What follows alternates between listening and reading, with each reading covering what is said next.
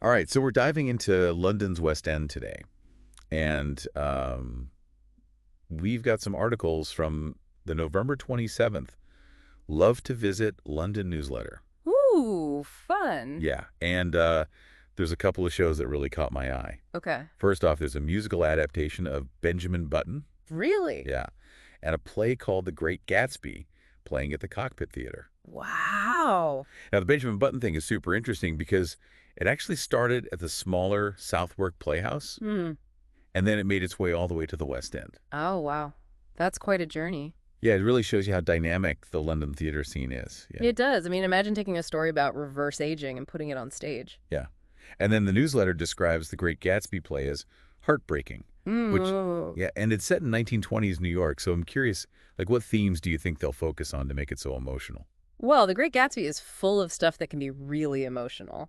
I mean, there's that huge gap between the rich and the poor, and Gatsby always trying to climb that social ladder and that desire for wealth and pleasure that just leaves him empty in the end. Right. And then there's the whole thing with Daisy, like the love he has for her, but it can never truly be fulfilled. Oh, yeah. It's a story that still speaks to people even 100 years later. It really does. I wonder how they'll make those themes feel fresh for people watching today. Yeah. And speaking of the stage, the newsletter mentioned something called in previews for the first few performances. Oh, yeah, in previews. Yeah, could you break that down for anyone who's not familiar with what that means? Sure. In previews basically means it's a period of fine-tuning before the official opening night. Oh, okay. It gives the actors time to really become their characters, Hmm. and the director can tweak things here and there, Makes sense. and the whole team can kind of polish everything up until it's perfect. So if you go to a preview performance, you're basically seeing the show evolve in real time.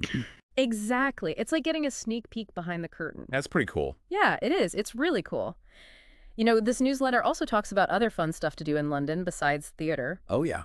Yeah, they even have an article about pie making, Really? like how to make the perfect British pie. Can you imagine having a delicious homemade pie after seeing an amazing show on the West End? Oh, yeah. That sounds amazing. Speaking of amazing, they also mention Hyde Park Winter Wonderland. I've heard of that. Yeah, it's this whole holiday experience with rides and food and performances. They even have ice kingdoms. Wow, that sounds super festive. Yeah, for sure.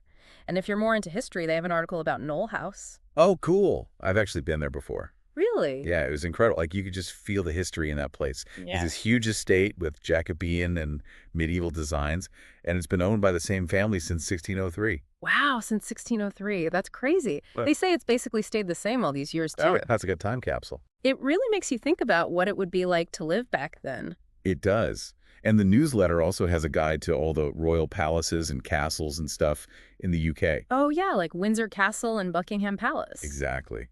It's amazing to see how these places show the lives of British monarchs, you know? Yeah, all that history and tradition and the architecture is just incredible. London is such a cool mix of old and new. It is.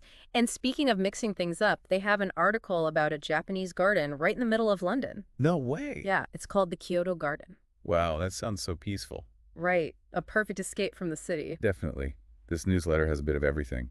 It does. And if you're feeling fancy, they even talk about this exclusive restaurant called Sessions Arts Club. Ooh. Tell me more. The chef is Florence Knight, and she gets inspiration from all over Europe for her menu. So you can try anything from shrimp croquettes to Parmesan panisse. Now you're making me hungry. Me too. All this talk about London makes me want to book a trip right now. I know, right? Oh, before we get carried away, they also mention The Ultimate Guide to London Theater. Perfect timing. Now that we've talked about all these shows and things to do, we can use this guide to plan our own London theater adventure. Yeah, and it sounds like it has everything from practical tips to special recommendations. It's like having our own personal theater expert. That sounds super helpful, like having our own little guidebook. Right. So out of everything we've talked about, what are you most curious about? That's a tough one. But those West End shows we discussed earlier really stand out. Yeah, me too. Yeah. I'm especially intrigued by The Great Gatsby and how they'll make it heartbreaking. Right. I wonder if they'll connect Gatsby always chasing the American dream to how people try to show off their perfect lives on social media today. Oh, that's a really good point. Like a modern take on the story Yeah. and the Benjamin Button musical going from a small theater to the West End. That's pretty inspiring. It is. It makes you think about all the other unique stories out there that are just waiting to be discovered. Totally. Yeah. And we can't forget about those preview performances either. Oh, yeah. Going to one of those would be so cool. Yeah, you get to see how the show comes together before it officially opens. It's like a behind-the-scenes look at the creative process. Exactly. Yeah. And thinking back to those historical places we talked about, Yeah. don't you think visiting somewhere like Knoll House or one of the royal palaces would make seeing a play like The Great Gatsby even more special? Oh, absolutely. It would add so much depth to the experience. Like you're stepping back in time to the world of the story. Yeah, exactly. London is so great for that. You can experience history and culture alongside these modern shows. It's a really special place, from small theaters to grand stages, historical landmarks to peaceful gardens. London really has something for everyone. It does. Yeah. So as you're planning your own London adventure, think about this. Okay. What other classic books or stories would you like to see turned into plays? Ooh, good question. What tales would you be excited to see brought to life on the West End stage? So many possibilities. That's something to think about. Hmm. And on that note, we'll wrap up our deep dive into London's theater scene. Ah. We hope you've enjoyed this glimpse into a world where stories come to life, where emotions are heightened, and where imagination takes center stage. Thanks for joining us.